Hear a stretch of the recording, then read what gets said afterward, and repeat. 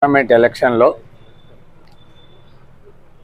మోడీ గారి ఆధ్వర్యంలో జరుగుతుంది కాబట్టి బీజేపీ పార్టీ మొదలే డిక్లేర్ చేసారు ప్రైమ్ మినిస్టర్ మోడీ గారిని కాబట్టి అందరూ అతని సింపథైజర్గా ఓట్లు వేసే పరిస్థితుల్లో ఉన్నారు. సెంట్రల్ గవర్నమెంట్లో లాస్ట్ టైము టీఆర్ఎస్ మీద వ్యతిరేకంతో కాంగ్రెస్కు వేయడం జరిగింది.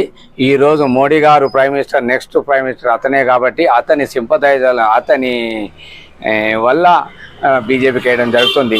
అయితే లోకల్గా మల్కాగిరి కాన్స్టిట్యున్సీలో లాస్ట్ టైం మల్కాగిరి కాన్స్టిట్యున్సీ పెట్టినప్పుడు మల్లారెడ్డి గారు నిలబడ్డారు. నెక్స్ట్ టైం ఎమ్మెల్యే అయ్యి మినిస్టర్ అయ్యిండు. ఈసారి మొన్న ఎలక్షన్లో రేవంత్ రెడ్డి గారు కాంగ్రెస్ పార్టీ నుంచి గెలవడం జరిగింది. అతను PCCI సీఎం అయిండు.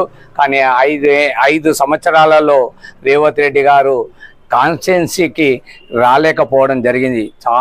ఒక్కసారి కూడా రాలేకపోవడం జరిగింది. మేము ఎన్నో ప్రోగ్రాంలు పెట్టి అతను గెస్ట్గా పిలిస్తే కూడా రాలేని పరిస్థితులు ఉన్నది. ఈరోజు ఈటల రాజేందర్ గారు అల్వాల్నే ఉంటుండే.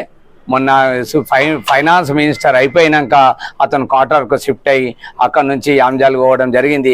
అతని ఇల్లు కాన్స్టిట్యున్సీలో ఉంటుంది, మెడ్చల్ కాన్స్టిట్యున్సీలో అతని ఇల్లు ఉంటుంది.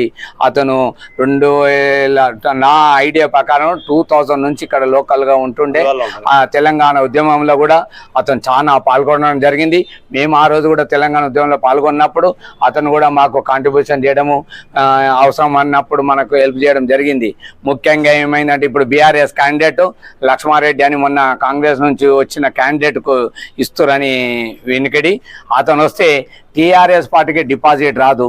కాబట్టి ఇప్పుడు కాంగ్రెస్ పార్టీ నుంచి సునీతా మహేందర్ రెడ్డి అంటే చేవెళ్ళ కాన్స్టిట్యున్సీ ఇస్తాను మొన్నటిదాకా టీఆర్ఎస్ నుండి ఎమ్మెల్సీగా చేసి ఆమె జిల్లా పరిషత్ చైర్మన్ వికారాబాద్గా చేసి ఇక్కడ షిఫ్ట్ టికెట్ ఇవ్వడం జరిగింది. ఆమె ఇట్లా పవర్ ఏమని ఉంటే చేవెళ్ళ కాన్స్టిట్యున్సీలో ఉంటుంది. ఎందుకంటే వికారాబాద్ తాండూర్లా వాళ్ళ హవా ఉంటుంది. ఇక్కడ ఈటల రాజేందర్ గారు పబ్లిక్ కన్వీనియంట్ ఉంటుంది. అతని దగ్గరికి ఎప్పుడు పోయినా పొద్దున పోతే కానీ భోజనాలు, మధ్యాహ్నం పోతే పొద్దున పోతే టిఫిన్లు, మధ్యాహ్నం భోజనం ఉంటుంది. అతని దగ్గర పోతే ఓ ½ అవర్ అయితే సార్ బయటకు రావడానికి మీరు ఏమైనా ఉంటే మీరు టిఫిన్ చేసి రండి, భోజనం ఉంటే భోజనం చేసి రండి అని అట్లా పబ్లిక్ రిలేషన్ చేశాడు. అతను ఫైనాన్స్ మినిస్టర్ ఉన్నప్పుడు, మన హెల్త్ మినిస్టర్ ఉన్నప్పుడు ఉన్నాడు.